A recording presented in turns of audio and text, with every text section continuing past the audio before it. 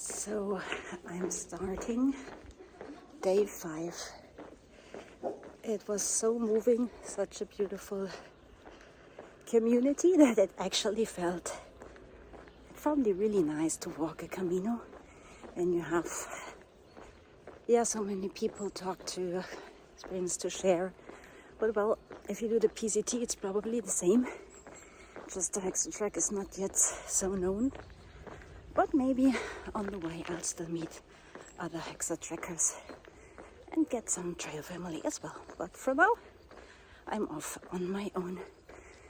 Day 5. Let's see what the day will bring us. Morning sky.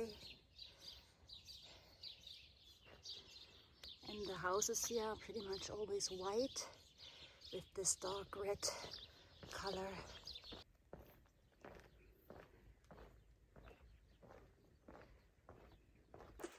And by the way, Stephen that I talked about yesterday in the video, that is the owner. He's not an owner. All the wonderful people caring for us are all volunteers in the hospital. And one thing he said, that pilgrimage and those long distance hikes and all this makes him believe in humanity, in mankind, and that he kind of found his tribe there. And that's in a way also what I feel like this long distance hiking. Yeah, you see the best in people. Get help from strangers, you support each other. And that's a fascination for me as well. So thank you again to all the people I met there last night, this morning. Even though I do not come on the Camino with you, the spirit, the connection, it already made an impact on me, so thank you. The Changali. Beautiful, and I'm listening to a podcast right now. It's a German one, Hotel Matze, and they're talking about spirituality, mystics, the motivation of nature. What's nature's motivation? Interesting.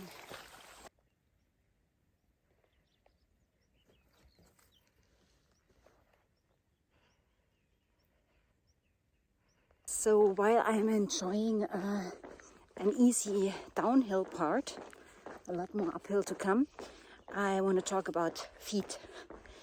As I said earlier in the videos, some blister thingies, kind of what there, it's going okay. And I'm really happy with my shoes. I had the Ultra Lone Peaks in England. If you're not familiar with Ultra, they usually have a 0 drop, meaning like the heel and the toes, they're on the same level. And they say it's more natural, more balanced. I don't know, but you have to get used to it. Otherwise, your Achilles tendons, your calf muscles, and so on are not dealing well with it. And in everyday life, I wear barefoot shoes all the time, so I'm used to it. But it feels like for me, the Lone Peaks don't have enough cushion. I am always wearing insoles, always. This time from Adidas, the trail feet, something medium height. And I wouldn't say I have weak feet. I do exercises in everyday life. But yeah, when the last month someone asked me, how you doing? My answer was pretty much, Füße au, meaning feet, ouch.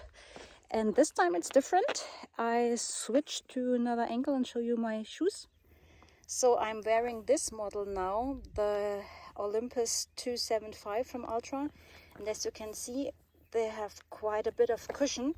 And that seems to be exactly what I needed. And there's no Füße au right now. So I might just stick with them if the feeling keeps up.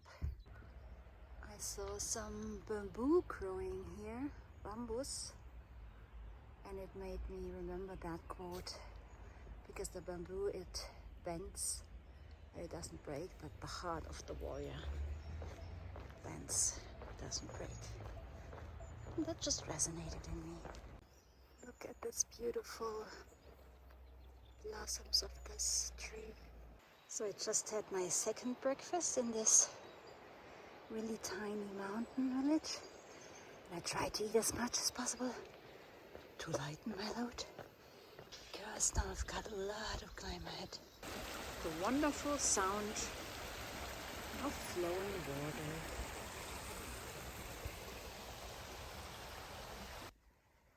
So I'm climbing and climbing and climbing, and nobody else around. No cell phone reception. So I'm kind of happy that I got an InReach Mini. Quite the rocky section, and the stones, they remind me of the Nagelfluh in the Allgäu in Germany. I don't know if that exists anywhere else. And again, after really wild, steep, remote sections, you come up and there are shelters, buildings for sheep herding, I guess, and mountain roads. And there the sheep, if you can see them. Misty Mountain seems to be the slogan of my hike. What might that be? A rib bone from a sheep? It looks big. It's my foot comparison. So I have to re-record this because the wind was too loud. So I was watching all these sheep and thinking about, may this be the moment where I meet the famous Patou, the shepherd dogs of the Pyrenees. I've learned you have to take off your hat and your glasses because they can't see very well. They will come quite close to see if you're human. If you're human, they are normally not threatened. They're trained to defend the sheep against the wolf. But it turns out there was no dog there, and I was happy about it, even though I tried to channel my inner Cesar Milan, calm, confident. But as I said, glad there was none. And my app said that these are monuments that are famous in the Basque country. All the stones. And yeah, it was very mystical with the mist and more sheep.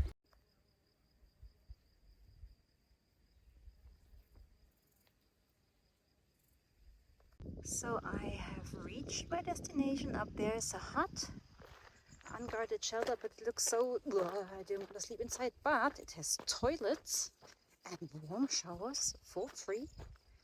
And here's the Son de Bivouac.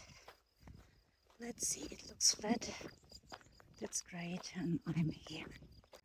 Today's dinner, mashed sweet potato, trying to dry my towel. And here's free toilets and even free hot showers, cooler, and even a plug to charge my electronics. No reception, but at least energy. And here's the refuge or sheet, Montgardet, the one I told you about where I didn't want to sleep. Kind of, yeah, if it's really, really bad weather, then maybe. But apart from that, not so inviting, but it helped me as a cooking station. That was day 5. Good night and see you tomorrow, and thanks for watching.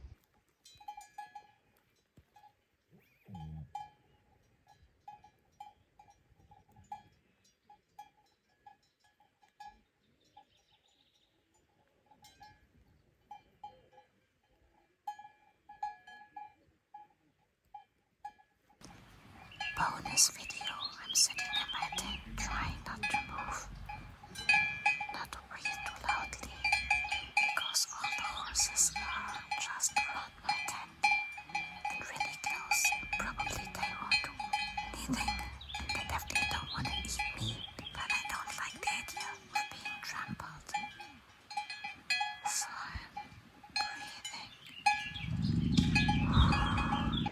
So I relaxed into it. They really just care about the grass, as it seems. The bigger problem are more the car camping people. Nearby, they're shouting out loud, imitating, mocking the horses, running some loud motor or something. Tying it back to this morning, believing in mankind. Maybe if they were all hikers and we're just too tired to do such things. So, once again, good night. See you on day 6.